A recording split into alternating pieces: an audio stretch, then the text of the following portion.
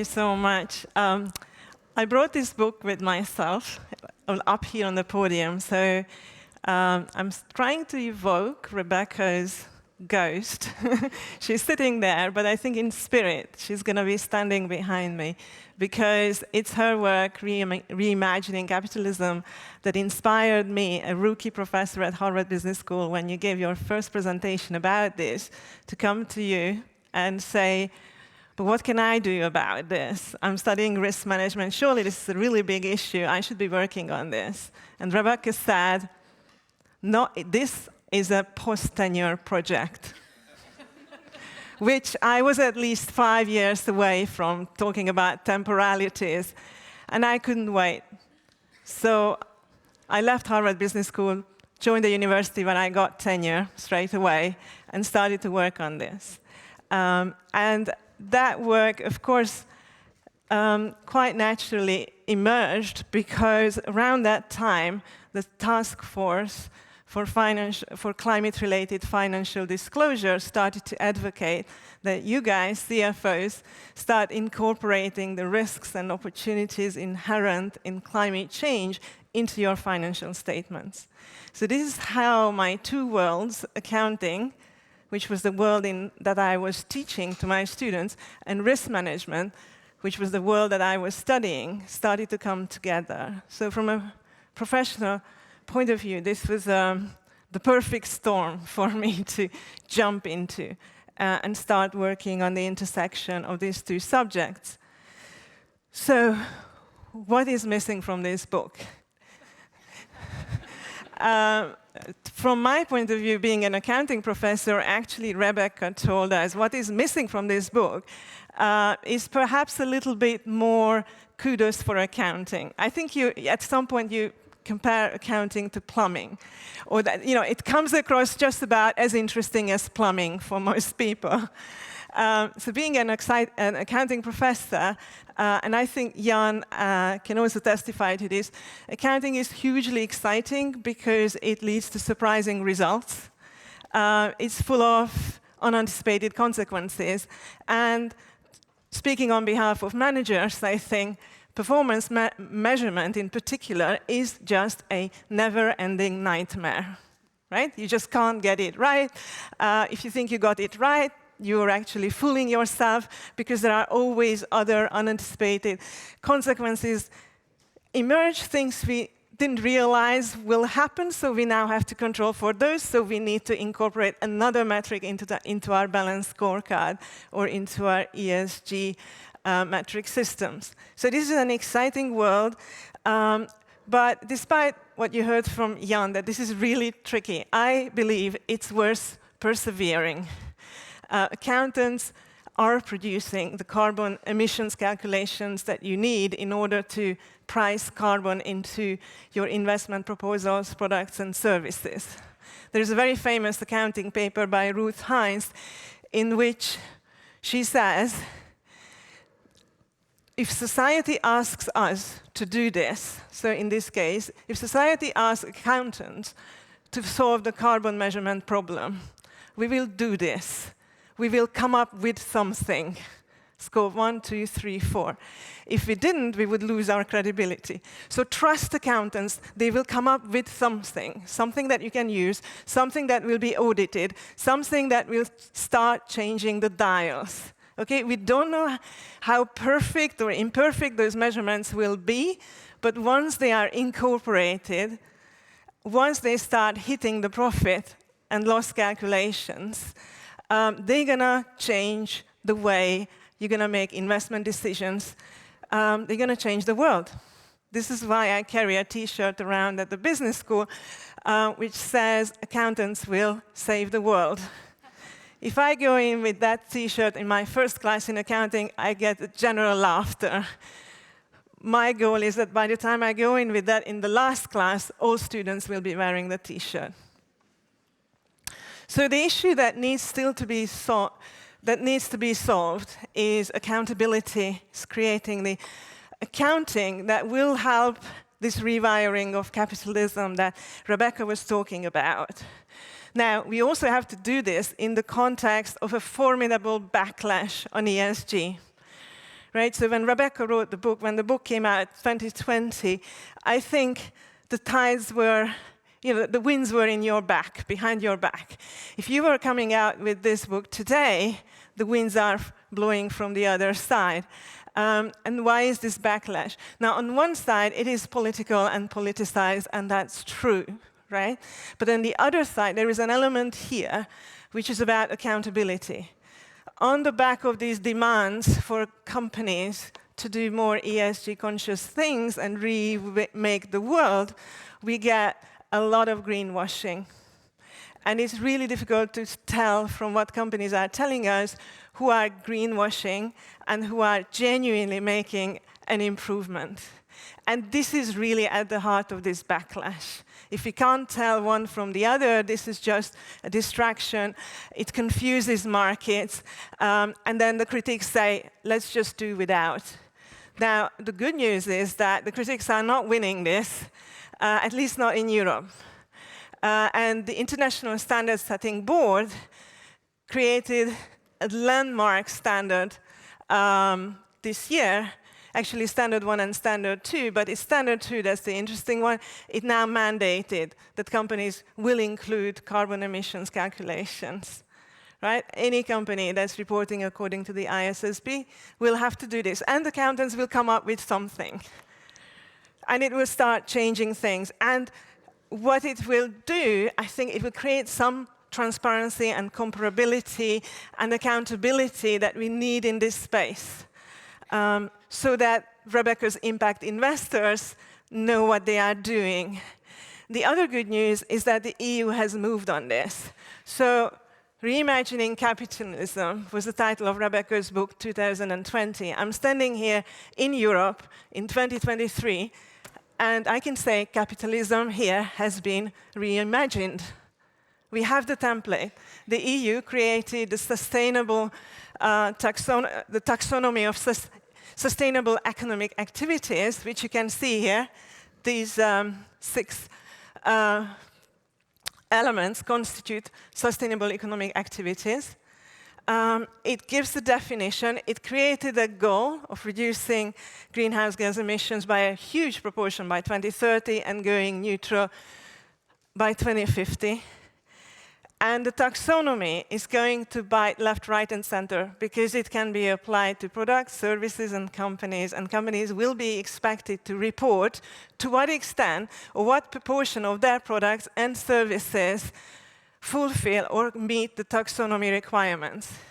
So I'm asking the CFOs here, are you guys afraid of this? At one point, there has to be a statement going, the financial statement, saying X% of our activities are sustainable by the EU taxonomy. And that has to be auditable as well. The second thing that makes this world very different from what went before is that these sustainable economic activities display the criterion of do no significant harm. So the idea is a sustainable economic activity contributes significantly to one of these 6 environmental objectives without compromising or negatively affecting the other 5. Plus, European companies, sustainable companies, also have to adhere to a baseline minimum standard on S and G. These have been defined as well. So we are in a world of Pareto improvements, ladies and gentlemen. This is great, sounds great, but can you think of these Pareto improvements? And as I reread Rebecca's book, preparing for this talk, I realized that your architectural innovation is what is in the mind of people who are creating this. It's about shared value creation with a do no harm baseline criterion. Now, the difficulty is that the world is full of trade-offs, and a lot of people in practice, I study heavy industries in Europe and how they go on about the decarbonization challenge. They would say, shared value sounds wonderful, but really it's not realistic for us. How do you create shared value with steel? If you want to create green steel, it's going to be expensive. That's the first thing they say. Decarbonizing heavy industries is going to be not so much a win-win, but a win-lose. Imaginary, right? So what do we do? So we have to really think about the possibility of, can we still push this, right? Can we still think about changing maybe the components in the system the way Rebecca described architectural innovation? But what kind of thinking is that? That is the kind of thinking that actually is the third pillar of the EU requirements, is a thinking that requires managers to think about the trade-offs, okay? So the EU is not totally naive about this. The framework acknowledges that there could be trade-offs as you go on about your sustainable activities.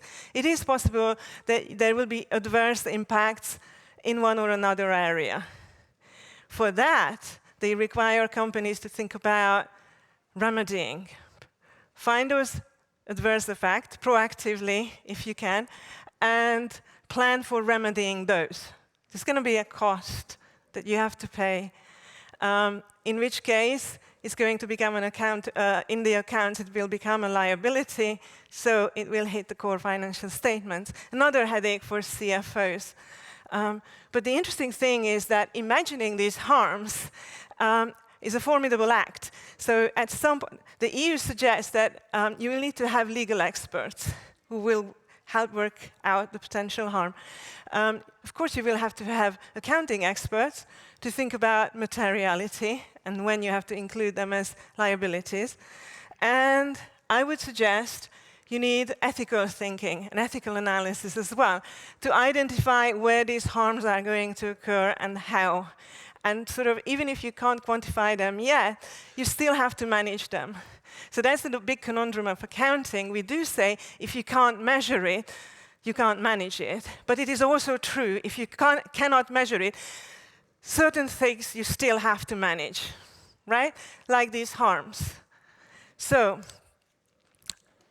how can accounting be helpful in this? I think it can be. And based on a project I've been doing with Kalle Kraus. Is Kalle here in this room? Yeah, my partner in crime. Sorry, my partner in research.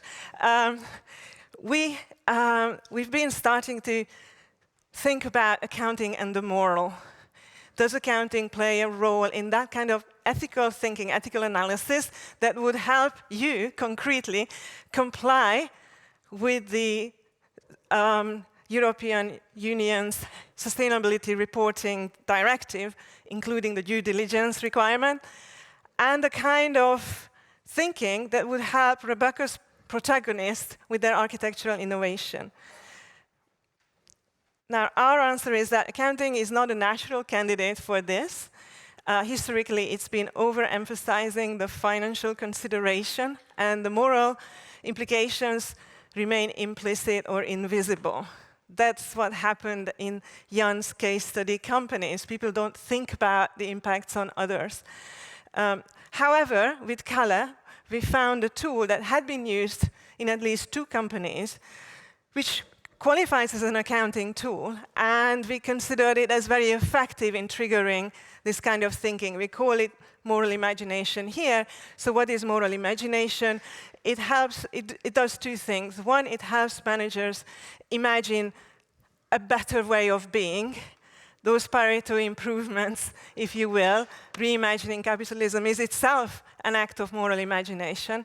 And secondly, what it also does, it prepares for trade-offs and tries to work out, if I do this, where could be the harms, the adverse impacts, who will benefit, who will lose out.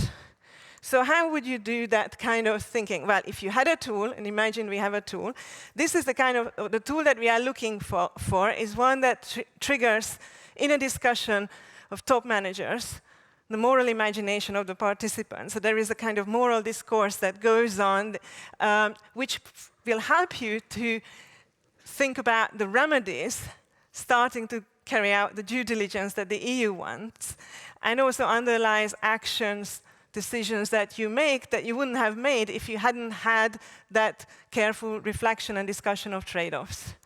So we believe we found a tool which we call, the companies call it something else. Kalle and I decided to call it the ESG radar. So accounting can do very effective things in very simple ways. So in these two companies, we are talking about utilities in Canada, which had to contend with not just financial, but also service, customer, environmental, and a number of other objectives in the electricity and transport industries. So what they did, based on their strategic plans, they worked out what are the key priorities here and put those priorities on a radar chart and asked executives to try to assess the ranking. How important are these objectives to us? Okay, these are the ESG objectives that they were deriving from their own strategic plan. So what is interesting about this? First of all, you have to start with an empty chart. It takes moral imagination and discussion to work out what are those ESG priorities that are relevant or material for you. Second, you need to explicate trade-offs. It cannot be that everything is equally important. If one priority is super important, you have to ask which priority might have to take a back seat. Then you have to think about how different executives can see these things very differently and come to a consensus view. And then the next step, of course, is applying these priorities and actual decision making. So I'm going to show you very quickly how this could unfold. So this is the first step, is start with the anti-radar chart. You need to have some kind of taxonomy around how do you rate. What is your closest held priority? How do you define that? The one that is sacred, that I wouldn't trade off for anything else, versus the ones which is perhaps less prioritized, you're willing to trade them off. It's important to make it time-bound. Right? If you have a shorter time horizon, you think, given this strategy over the next 2 or 3 years, these are the priorities that need to hold. Right? The shorter the time, the more the trade-offs will bite. The next step is working out the consensus view, which is in this case the red line. Careful discussion will result in this. It's moral discourse, essentially. So how can this once you settle on these priorities, how can this help? So here is an example of an energy company that, in line with the government's conservation agenda, wanted to help customers reduce electricity use by installing smart meters in their homes. Research suggested if you can see it, you will use it less. So they decided they're going to do this, an automation technology that took several hundred, if not thousands, of employees out of work. They also had a high priority on employee relations. So they had to work out, given this radar, which highly ranked employees as a priority, what to do with them. We need to retire them, which is costly. We need to retrain them, which is also costly. We need to reassign them. And of course, there is a financial consequence of this. So, but if you have these considerations, they came to the decision they're going to go ahead with this automation technology. They're going to retrain or retire respectfully these people and won't be afraid of spending on that. And maybe the customer will have to take a back seat because there will be some teething problems, but we can prepare for that by beefing up our call centers. This was the decision that they went ahead with. What happened in practice? The nice thing about this ESG radar is that you can actually monitor.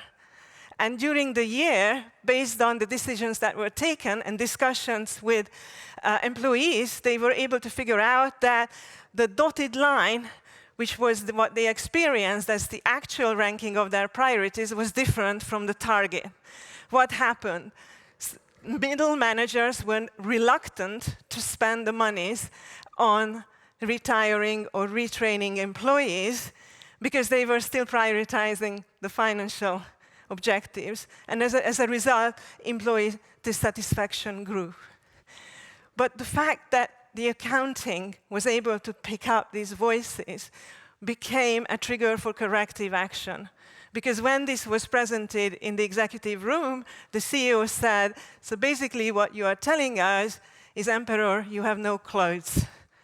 We have to do something. We need to close this gap. And further action came. So what I'm trying to show you that a seemingly simple ESG radar linked to action and discussions can really trigger a much broader moral imagination that will give you a more informed discussion about the trade-offs at stake. And you can do other things with it. The other company that we studied linked these priorities to their investment, the capital allocation, investment appraisal process. So they required every project to be assessed based on how it impacts all these priorities and came up with a weighted score for each project based on impacting the priorities, which they were then able to compare with the cost, bang for the buck. So it's not just the financial priority that was the key, but a weighted average which took into account the impact on financial, customer, employee, and so on. It's possible to do this. Ask an accountant, they will say, we can do this. The question is, what do you do with the results? So once these rankings come out, impact-weighted rankings of investment proposals, what do you do with this? What you can do with this, actually, is position proposals to be more impactful on those values that the company rates higher. Then you have got a higher chance of passing them through. So, in summary, I think what I'm trying to say here is that moral imagination is a very important part of coming to this architectural innovation that we need for the decarbonization. It's also important for you guys to work out, to respond to the due diligence requirement in the EU framework. It can be triggered, it can be trained, that's good news for us.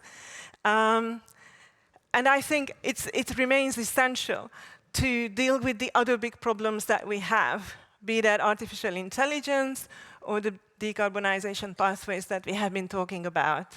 So I'm going to stop here and take some questions if you have any. Thank you.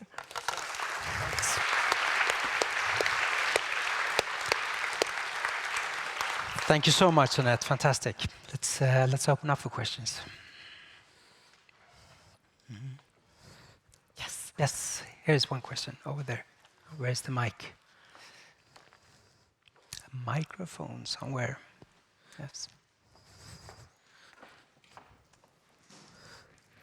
Hello.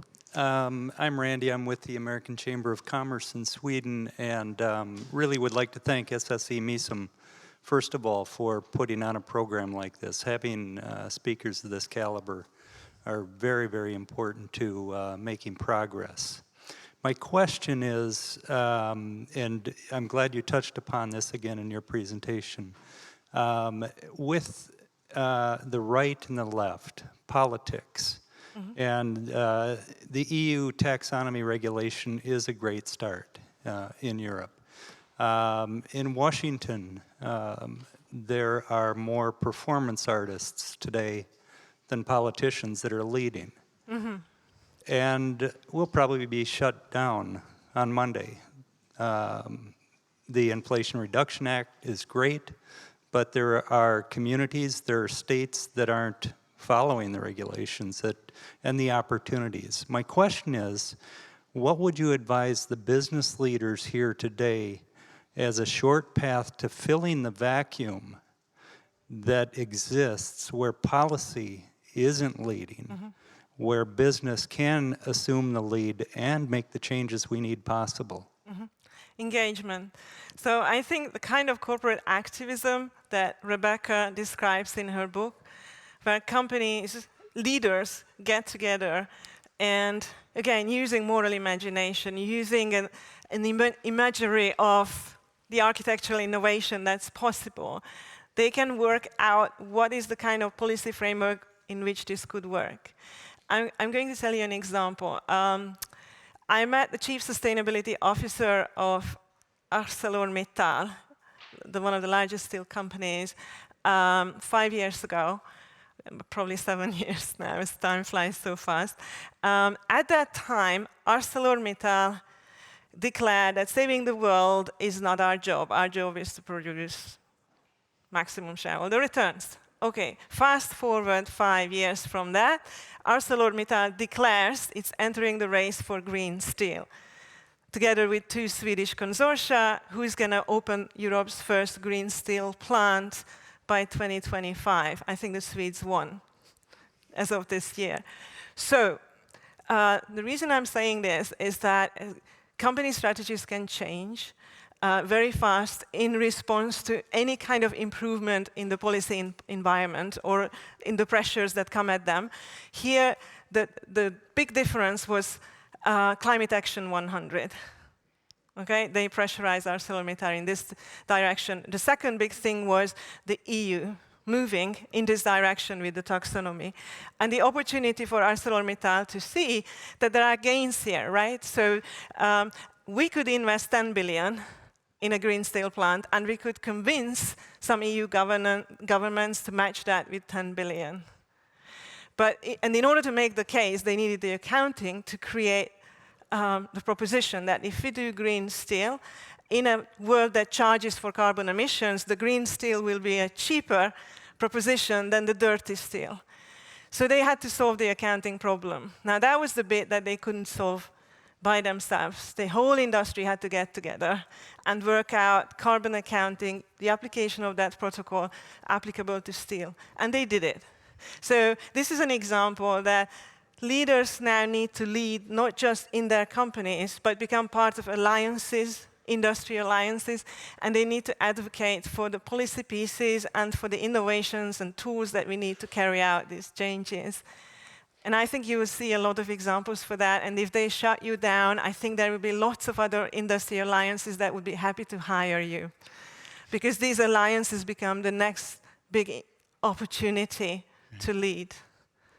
I hope that answers that. Thank you very much. Mm-hmm. Good. Let's see. One more question, perhaps? Yes, over there. We have a question in the back. Mm-hmm.